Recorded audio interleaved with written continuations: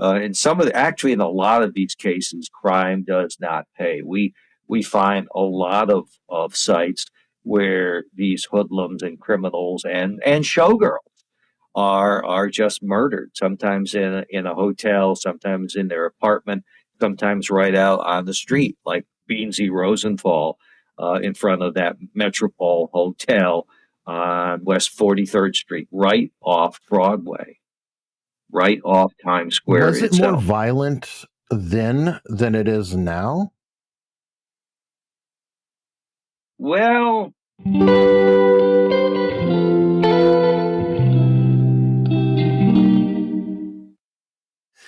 all right, we are joined today by David Pietrusza, and David has written a new book called Gangsterland, and I think this is a follow-up to a previous book you wrote about Rothstein, Arnold Rothstein, the life and times and murder of the criminal genius who fixed the 1919 World Series. How are you doing today?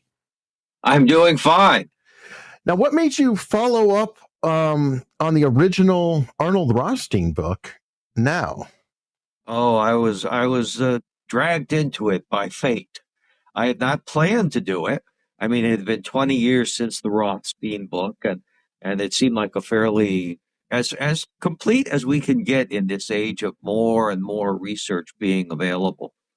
But what happened was, as fate often leads you, an interview. So I was asked to do an interview on New York City radio, local radio, by a fellow who did a show out of the fabled Russian tea room near Carnegie Hall. And the focus of his show was about Broadway, the entertainment and all the good stuff that goes on around there. And he said, "Hey, you want to do an interview about Arnold Rothstein on Broadway in Times Square?" After doing the Rothstein book, I was asked to do a real live rootin' tootin' in person, not virtual, tour of Times Square and Arnold Rothstein and all the locations in it. And two things about that tour. One, I got stiffed on payment for it because in Times Square, you should always keep your hands on your wallet. And two, I had somehow retained all the notes and more than somehow was able to find them in this mess of an office I have. So I said, yeah, let's do that. And then the wheels started rolling in my brain. And I said, I could do, a little sort of pamphlet-y sort of publication on that. And the book resulted. And the book resulted because so much is now available online, and so much was going on back then, and so much was printed by the newspapers. Nowadays, you'll take a look at a local newspaper, and they won't even tell you who would arrested the person's name.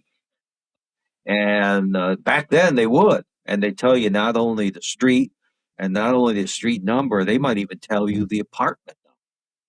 So all of those things were more than readily available to me then than when I did the Rothstein book, and you had to hike yourself over to the New York State Library with a pocket full of dimes and start feeding them into the microfilm machine and hope,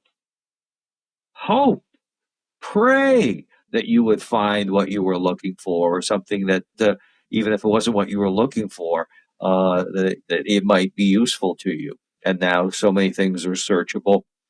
And so such books result. And it was fun to come across all those things, and hopefully fun for folks who are fans of New York City or Times Square or Broadway or the Jazz Age or gangsters or all of the above, like me, would find interesting. Okay, what are some of the surprising discoveries, or did you have any new discoveries between your original book and the current iteration? I know it's not the same book, but did you find out anything new with all this stuff being online?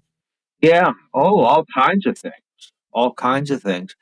And the thing most relevant to, because it was, sort of a spin-off from Mhm. Arnold Rothstein, or just, just gangsters in general, had to do with him specifically, which I hadn't really focused on.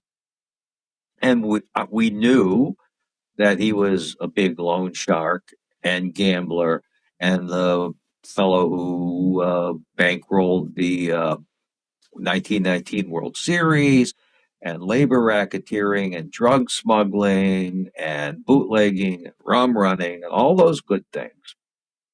But but also that he was, and I touched on it, but not nearly enough, was jewel robberies and fencing stolen jewel. And there was one interview which was very, or not an interview, but a series of newspaper articles done in the early 30s by the wife of a fairly famous jewel robber named Harry Sittamore.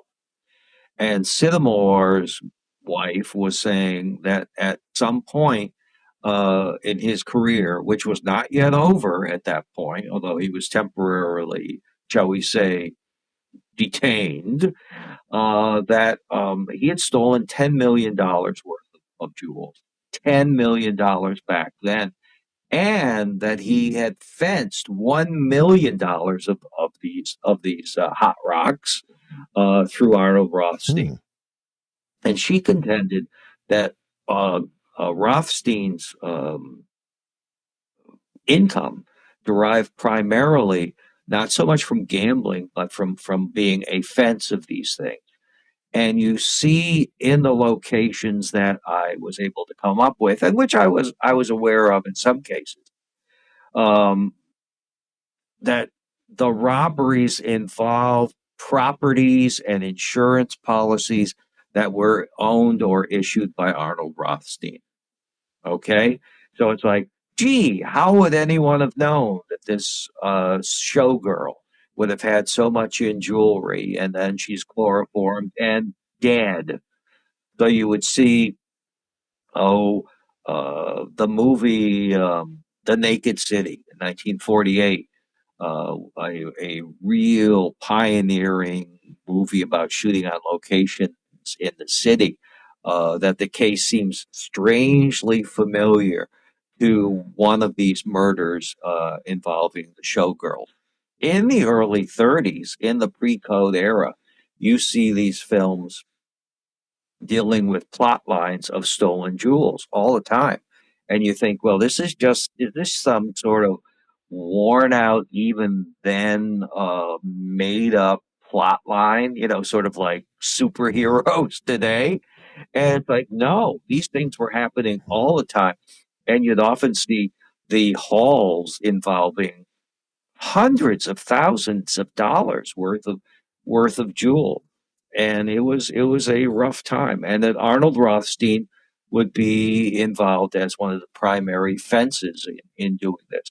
And sometimes, because he had held the insurance policies, he'd say, well, I can get the jewels back for you, and then you won't have to pay off on this policy. And it's like, are you interested? And it's like, yeah. So he was actually fencing it not only to people who wanted the stolen jewels illegally, but the people who wanted it legally in terms of the insurance companies themselves. He would also, if you took out a big loan from him, you would also have to take out an insurance policy, because he had an insurance agency. And when you took out this policy, you might necessarily have to take it out with him as the beneficiary. So figure that one out, boys and girls, as to what it could mean if you didn't pay on Seems time. almost like he was money laundering through his insurance racket, in a sense. Yeah, I mean, if there was a way to make money, and if there was a way to make money illegally or semi-legally, that he would do that. One of the things that he was involved in, and then you see a lot of these gangsters and racketeers involved in is the Broadway theater. And the Broadway theater in the 1920s was at its peak in 1927. Something like 200 to 250 shows opened, 8 new theaters opened, 50 new musicals opened, and all of these nefarious characters, so it seemed, had showgirl girlfriend. And I don't mean just gangsters, but also William Randolph Hearst, the publisher. His first wife had been a showgirl, or was a showgirl, because they never divorced. And then his famous mistress, Marion Davies, was one. Mayor Walker had a showgirl girlfriend. Legs Diamond, Waxy Gordon, they would have showgirl girlfriends, and so would Arnold Rothstein. Rothstein would also bankroll the building or the purchase of Broadway theaters and the financing of Broadway shows. So, really, the second big all black show on Broadway is financed by him. And the longest running um, show in the 1920s, and for decades, a show called Abe's Irish Roads is bankrolled by him. Well, to get started, no. The show opens. The playwright, director, producer, Ann Nichols, is seeing that the box office is not there, but she has faith in the show, just sort of like, again, in like one of those early 1930s movies with Dick Powell or somebody, or Warner Baxter, and they're going to keep the show on, and she wants to keep the show on, and if it can just keep the footlights on and the doors open, the audience is going to build, and she believes in it. But to do that, she's got to have some extra dough. And she goes to Arnold Rothstein for that, and he says, "Yeah, I'll finance that." And she says, "Well, look, if you do that, I will give you a piece of the show." And he says, "No, just the usurious interest will be enough for me. If he had taken a piece of the show, he could have made a lot more money." But also, he insists that she take out one of these life insurance policies with him as the beneficiary. And let us say she is not thrilled about that, but she is, of course, thrilled that she was able to keep a sufficient share of the profits after that, instead of turning over a share of the show to him. He also had shares of in several of the speakeasies, which are about town then, about the entire country, really, with prohibition going on. And I found that the West 50s were just crazily loaded with speakeasies, one after another, door after door, building after building. And if one is shut down for whatever reason, another one will open up. And that Rothstein, in some cases, will either have a crap game going on in the basement, say in the basement of Jimmy Durante's speakeasy nightclub, or whether he will muscle in through a gangster associate onto, say, Billy Rose's nightclub or speakeasy, one of his, the Backstage Club. Rose is a major impresario after that, on Broadway, around the country, and he's asked to sell a share of this club to these gangsters who are fronting for Arnold Rothstein. He says no. He says, "I'm really not interested in that." And that night, the police arrive and smash every bottle of booze he's got in the place. And they come back again the next day, not the police, but the goons, and say, "Would you like to sell a share of your speakeasy now?" He says no. And the police show up again. And the third time it's the charm. And all of a sudden, this place becomes partly gangster owned. So it's all kinds of things going on in that era, in that neighborhood. And also, I found out, you asked about, what I found out that was new was how mobbed up the Upper West Side was. I mean, nowadays we think of the Upper West Side as maybe not quite genteel, but certainly very upscale and not the type of place that you would think would be, home sweet home to all these gangsters and hoodlums and people like that. But in fact, it was. Before we go too deeply, can we explore who is Arnold Rothstein? Sure. Um, um, a lot of these gangsters come from straitened circumstances. Legs Diamond is just some hoodlum out of Philadelphia, and Waxy Gordon and barely put two syllables together. People like that. Dutch Schultz comes out of the Bronx. Arnold Rothstein comes out of a pretty respectable middle class family. His father is a cotton merchant nicknamed Abe the Just. That's how respected he is. But from a very early age, Arnold Rothstein is rebellious. He drops out of school.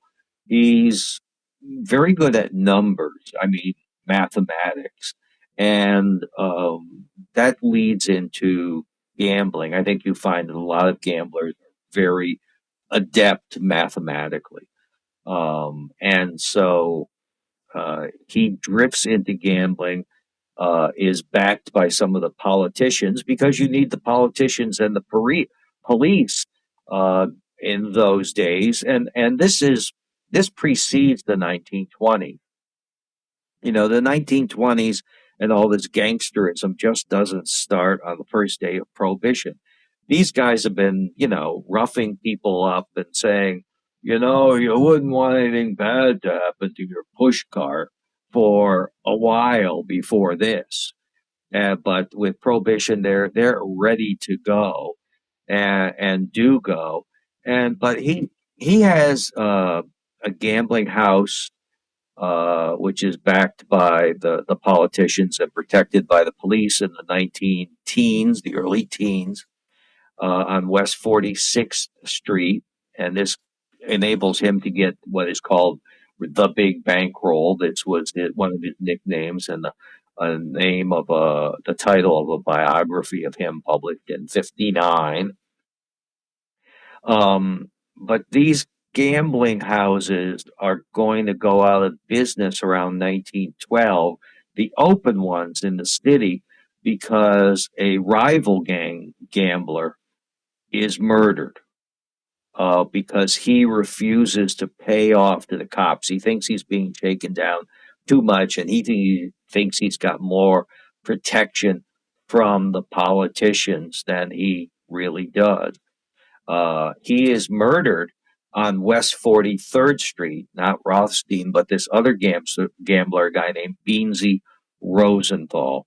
And it is the first drive-by shooting, murder in U.S. history. And there's another first involved in that the cop behind it, Lieutenant Charles Becker, is the first cop who is sent to the electric chair in the United States of America. And so all of those things are going on, and Rothstein is spreading out from gambling houses and loan sharking for any number of things, as I've mentioned, like, not only for gamblers, but for Broadway show producers. He's also involved in protecting crooked Wall Street operators. One of the people we run into very significantly in this tour is a guy named Charles A. Stoneham. And some of our baseball fan readers or listeners here may recall that Horace Stoneham is the guy who moved the baseball New York Giants to San Francisco. And Charles was dad. Charles was the owner of the New York Giants from the teens up until his death in the 1930s. And guess what? he helped broker the deal to buy the club through none other than Arnold Rothstein. You could see why gambling was a problem in baseball then. But what did Stoneham do before he got the Giants? He was a Wall Street broker, and he ran something called bucket shops. Or bucket shops is when, okay, your broker comes to you and says, "Here's a hot stock. You should invest in Pietrusza Incorporated, the noted publishing company, because it's going to go sky high." But he knows it's not going to go sky high. He knows it's a turkey. So you give him the money for 100 shares, and he doesn't buy the 100 shares because he knows it's a turkey. And then he's going to say, put out press releases and reports and the rumor mill, which says this is a bomb. And then he goes back to you and says, I'm sorry, this stock didn't work out. You should sell it and it's still 50. And so he's going to give you the money for what the shares are at 50. But he's never bought the damn shares. And that's what a bucket shop would be. And these guys were protected by Tammany Hall and by Arnold Rothstein and people like that. Now, there's another connection with Charles Stoneham in this book. We see the locations one after another. Charles Stoneham had he had a few. He didn't look like much, but he had a couple of girlfriends, at least, that I was able to find out about. And one of them was called Buddha Godman, and she was out of Chicago, and in her younger days was known as the most beautiful woman in Chicago. And we come across her fairly early, when she is running. And here we're using another term which some of the readers and listeners may not know about: badger games. And a badger game is this.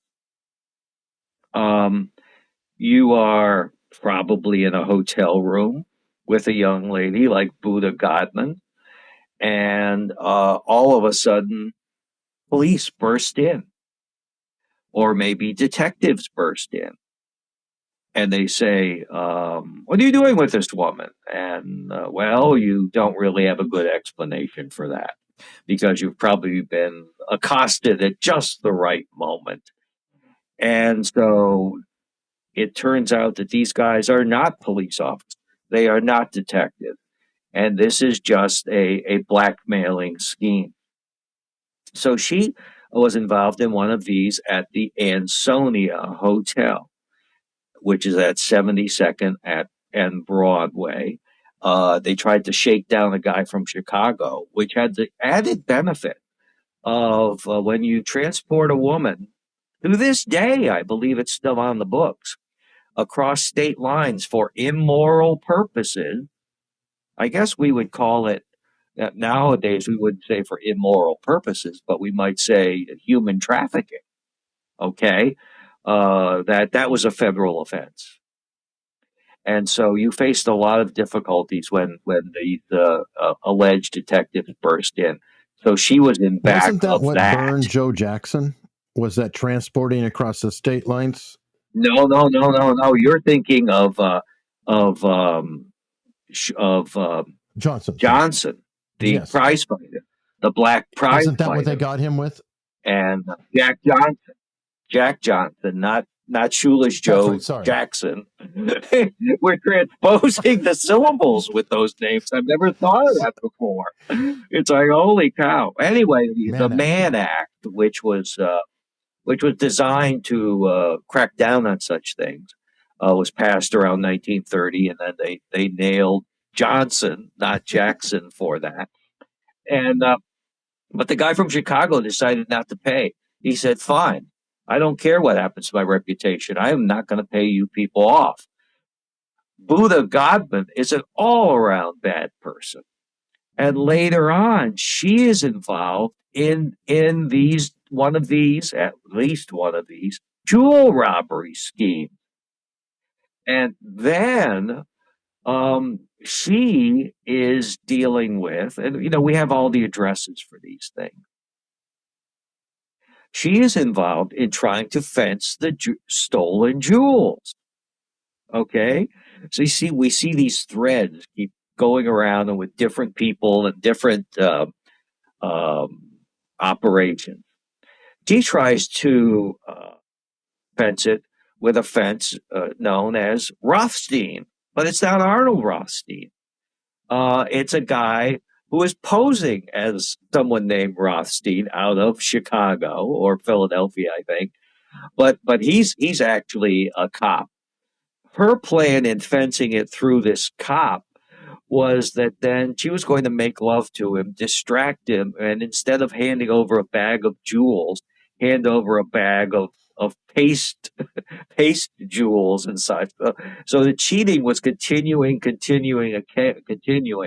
But in this case, finally, crime did not pay with her, and she was nailed by the law, and one of her associates committed suicide. So, actually, in a lot of these cases, crime does not pay. We find a lot of sites where these hoodlums and criminals and showgirls are just murdered. Sometimes in a hotel, sometimes in their apartment, sometimes right out on the street, like Beansy Rosenthal in front of that Metropole Hotel on West 43rd Street, right off Broadway, right off Times Square Was it more itself. violent then than it is now? Well, back then, the saying with gangsters and such for a very long time was they only kill each other. And generally, they only killed each other. There was a famous case where Vincent Mad Dog Coll, Coll, who was a real psychopath, a loony, a violent guy, is shooting a rival up on the streets in I think probably around East 100th Street, and he kills like a 5-year-old girl. But that's pretty rare. He is an embarrassment to his fellow mobsters, but they're not about to get rid of him until at one of the speakeasies, he kidnaps a guy named Big Frenchy DeMaine, who is a pal of Oni the Killer Madden. You don't want to mess with a guy with a nickname named Killer, the Killer, okay? So he is rubbed out in a phone booth, one of those movie cliches, at a drugstore on West 23rd Street. So they get rid of him. But generally, I think it's in the city. It may be more dangerous now for just sort of innocent people.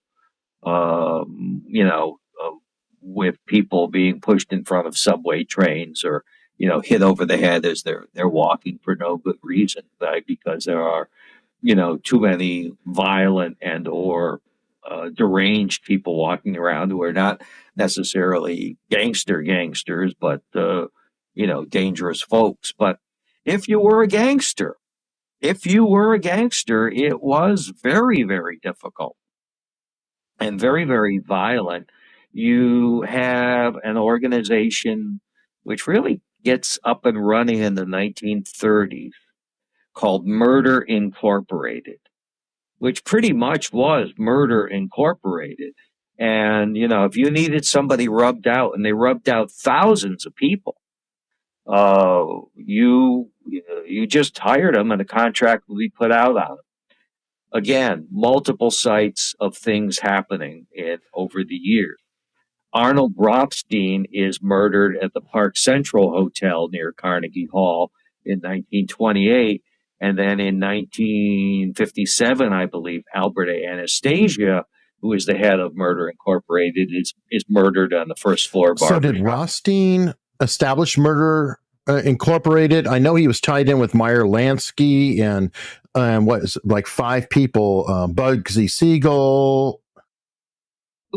Lucky Luciano was a protege, and when Rothstein is murdered in 1928, Luciano is called in for questioning, but he doesn't seem to have anything to do with that.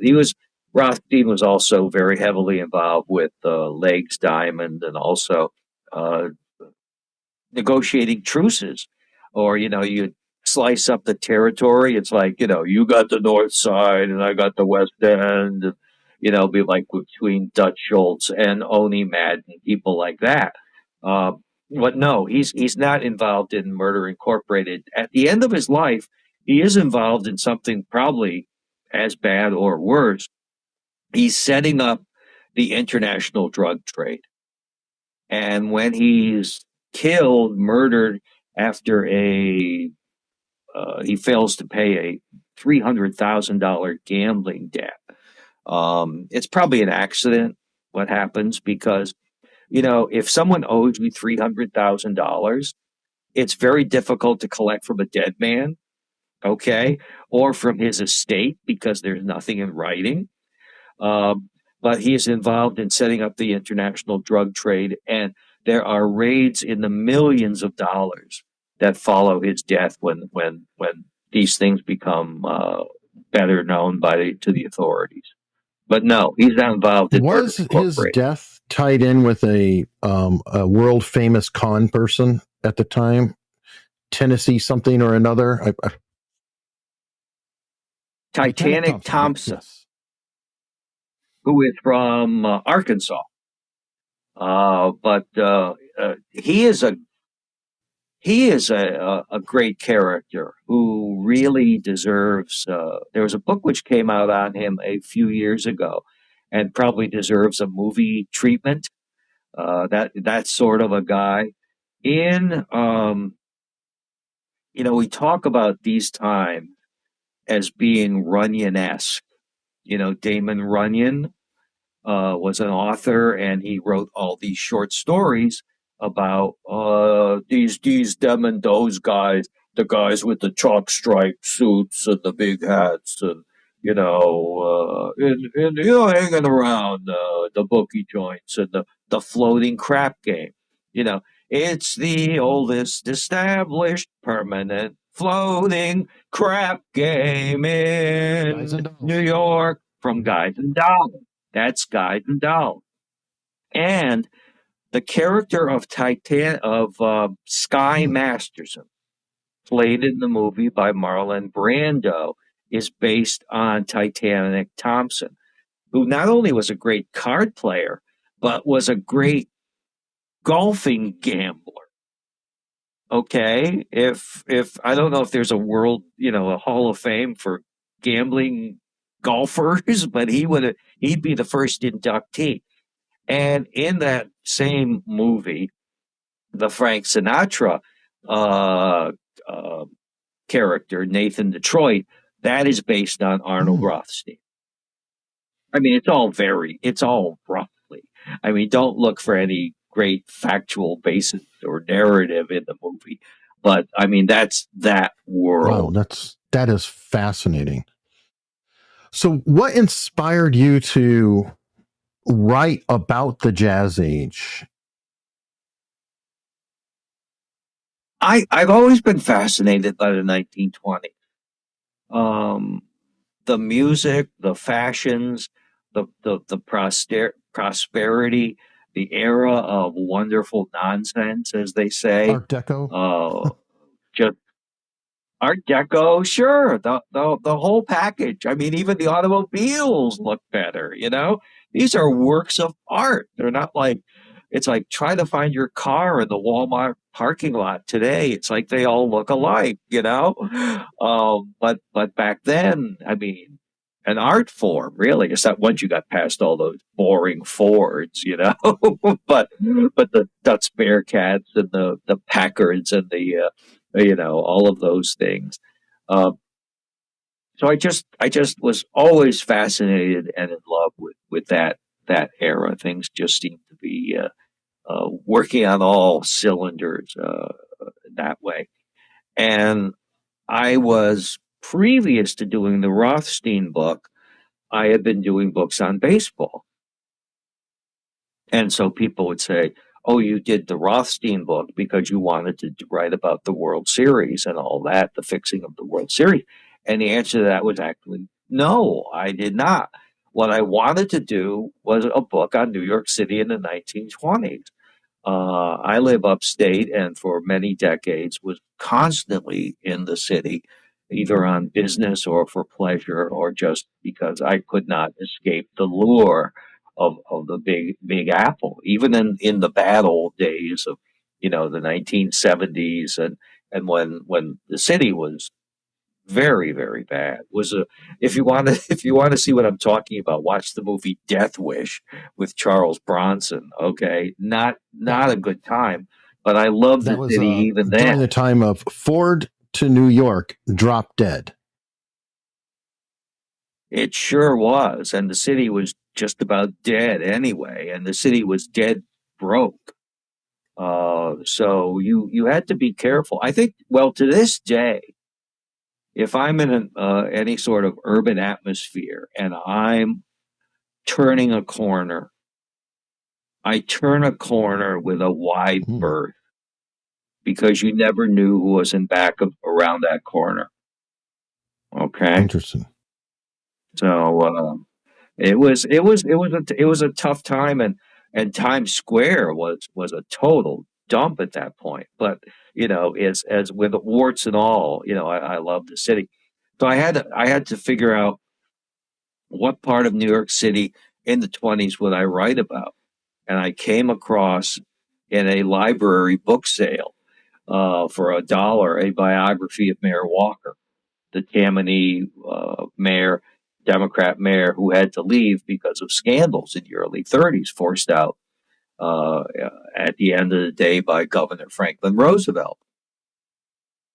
And in this book, Rothstein kept showing up over and over and over and over again. I thought, well, maybe there's a book there that I can hang my hat on because I had to convince people that this baseball writer, even though I had 2 degrees in history, was capable, worthy of publishing a book on something else, which was uh, not necessarily baseball related.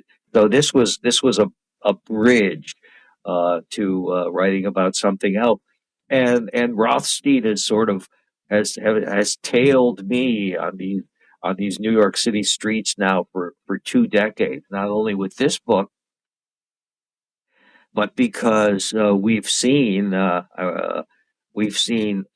interest by the film and television industry repeatedly over the years to option the property, and it's a natural property for either film or one of these streaming series. So I won't go into details now, but it's currently under option, and we've had some big names looking at it. But um, if it's hard to get a book published, it's even harder to get a film made. And so, but hope springs eternal. 8 Men Out, the book about Arnold Rothstein and the 1919 World Series. I was told that was optioned like 8 or 9 times before the film was ever Wow. made. Can we talk about Tammany Hall a little bit? Yeah, because it's Sure. kind of come up briefly. Can you describe the rise and the fall of Tammany Hall in the 20s and 30s? What happened?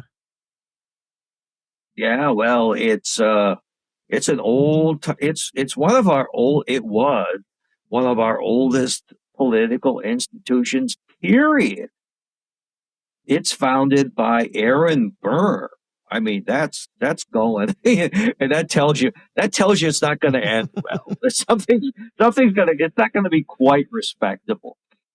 But they get things done. If you need a friend in City Hall, if you need something fixed, a parking ticket fixed, or if you need somebody hired on the road crew or anything like that, they would help you out. If they would, one of the people we mention in the book is a guy named Jimmy Hines, who was the Tammany boss of West Harlem.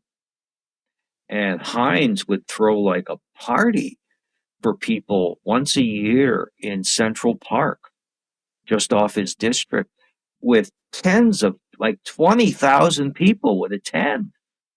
And so, he would, they would remember people not just on election day, but they would see that, you had a bucket of coal if your apartment was or your house was, freezing, or a turkey on Thanksgiving Day.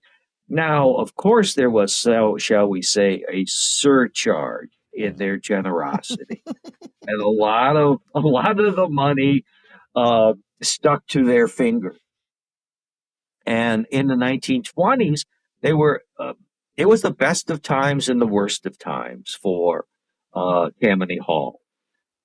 They literally have one of their guys as governor of New York, Al Smith, and then nominated for the presidency of the United States of America. Now, Smith, by all accounts, is not a crook. They also have a United States senator named Robert Wagner. Okay. Robert Wagner, the Wagner Labor Relations Act in the 1930s, he sponsors Social Security. He's a big reformer in the United States Senate. However, as I say, things are always connected in this book. He has at one point a secretary who is then appointed by Governor Roosevelt to a Supreme Court judgeship. In New York State, Supreme Court does not mean Supreme Court. It's just a level below what we would call the rest of the world, the Supreme Court, the Court of Appeal. And that guy's name is Judge Joseph Force Crater. One of the great mysteries of the 1920s, I guess of any time, is what happened to Judge Crater.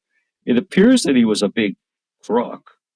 He had these showgirl girlfriends, mistresses as well. And one day he just gets into a cab in front of Billy Haas's Chop House in the, I think, West 48th Street, and disappears. Is never seen again. And there are theories as to what happened to him. One of them is that Legs Diamond wanted to have some sense beaten into him for whatever reason, and they beat a little too much sense into him, and then he's buried under the boardwalk at Coney Island. And another theory is that he goes to one of Polly Adler's famous and upscale whorehouses, brothels in Manhattan, and keels over in the middle of business and is then dumped in the Hudson River. But these are all, shall we say, guesstimates. There's no hard evidence as to how this guy just vanished into thin air. But in the late 30s, after the death of Rothstein, there is a loan to one of these judges, and the magistrates' courts of Manhattan are the great fixers. So you can be arrested for all sorts of things, and then somehow the charges get dropped, particularly with speakeasies and bootlegging and things of that nature. And so things start to unravel with the judicial system, and then they move on to the rest of Tammany Hall, and there are investigations and indictments. There's another show, which is not as well remembered as Guys and Dolls, which is, I think, every high school in the country has put that on at some point or other. You too? You were in that? Okay. So there was a show around the early 50s called Fiorello, which was about Fiorello LaGuardia, who was the reform mayor of the city. And there was a song in there called A Little Tin Box. And this was based on the fact that Sheriff Farley, a member of Tammany, was being investigated. And they found out that in his bank account, He had like a couple $100,000, even though he was paid like $3,000 a year. And they said, how did you accumulate all this money? And he said, well, I carried my lunch to work every day. I gave up smoking. And I put the money I saved in a little tin Mm. box. And they said, it was a marvelous box, wasn't it, Sheriff? He said, it was a wonderful box. And they made a song out of that in the show. Well, he was forced to resign, and eventually Mayor Walker was forced to resign. And Tammany was never quite the same since. And eventually, around the 1960s, it finally just went kaput. Just before it went kaput in 1929, they had a new headquarters, very beautiful building off of Union Square, which was dedicated. Franklin Roosevelt was there when they dedicated it, and I think Winston Churchill was in town and showed up actually, or went to a Tammany rally or something. Wanted to see how they were doing it. And you can still see the building there, right off Union Square downtown. But that was Tammany, and they I include a couple of lengthy quotes in the book from Tammany operatives saying how, the reformers come around on election day and then they completely forget about you. But we're the guys who make things work. And we have some very capable guys and don't sell us short. We help the common person. And to some extent it's true. Before there was a standardized welfare system, before Franklin Roosevelt and the New Deal and all these things which we now have today, if you needed help from government, you got it indirectly and unofficially and without benefit of paperwork from the Tammany Hall guys. But they stole a lot. The guy I forgot to mention is the most famous Tammany crook was Boss Tweed. Boss Tweed in the 1870s, who dies in jail. And one of the things he did was to downtown by City Hall, he built the so-called Tweed Courthouse, which the amount of money that was stolen in $1870 to build that is just, mind-boggling. He could have sent a man to the moon with the money that was stolen. And periodically there would be reform efforts, but Tammany would always bounce back until the 1930s. Robert Wagner Jr., mayor in the 1950s, was elected in part with Tammany assistance. Their last big boss was a guy named Carmine DeSapia, okay, which is a sort of sinister name, we've all seen the movies. So the guy named Carmine might be a little mobbed up, and he was quite friends with Frank Costello, uh, the big mobster in the 40s and 50s and gambling kingpin, adding to his sinister reputation. And he was appointed Secretary of State in New York State government by Governor W. Averill Harriman, quite a respectable guy too, before everything just completely fell apart for Tammany. And adding again to his sinister look, literally, was he had an eye problem. So he always wore dark glasses. So if you can imagine a guy named Carmine coming up to you with dark glasses in the middle of the day, that was Carmine DeSapia. Wow, this sounds fascinating, and every character you're rolling out, I definitely look forward to checking this book out. I'm hoping. I saw that your Rothstein book is an audio format. Will this book be released in audio at some point? I hope so. Not yet. Often a book, there'll be a contract, issued right about the time things are rolling out. This one has missed at this point, but it doesn't mean it won't, because I've seen other books of mine where the audio books have not followed, immediately, but followed at some point afterward. But I think it, there's no reason why it can't. And the ebooks are out there. So we've got 2 out of 3 ain't bad, as they say. But yeah, the audio book would be terrific. Awesome.